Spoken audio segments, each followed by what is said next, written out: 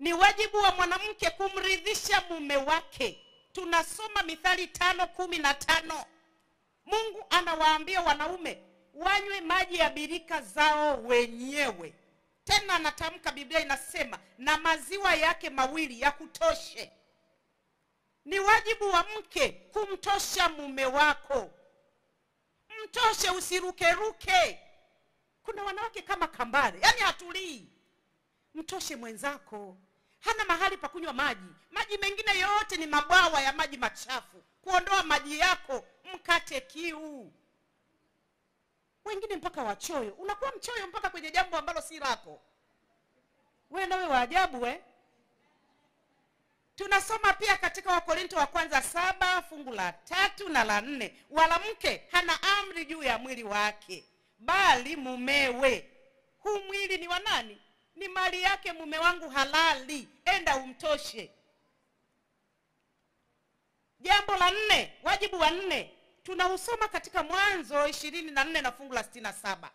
Kumfariji mumeo. Hakuna faraja anayohitaji mwenzi kama ile ya kutoka kwa mpenzi wake.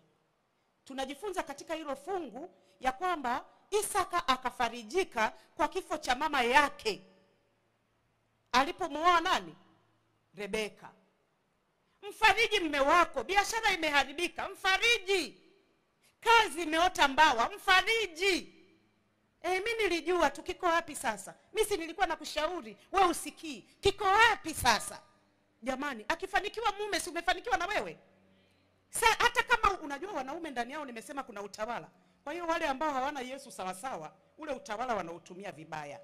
Unaweza ukawa umemshauri jambo zuri kabisa, kwamba kwa hiki unachotaka mume wangu sioni nuru, Roho wa Mungu ananikataza, hebu tusifanye. Akafanya na likaharibika. Usirudi kumsimanga. Si nilikwambia kiko wapi sasa? Yeye kama mtu mzima ameshapata somo. Tayari anajua kwamba mke wangu aliniambia. Tena anakuja na aibu. Mfariji. Wewe ndiye mfariji namba 1 wa mume wako. Tukawe wafariji. Acha kumsimanga simanga. Tunasoma Ayubu 2 fungu la 9. Ayubu alipougua sana, mke wake akashindwa kumfariji.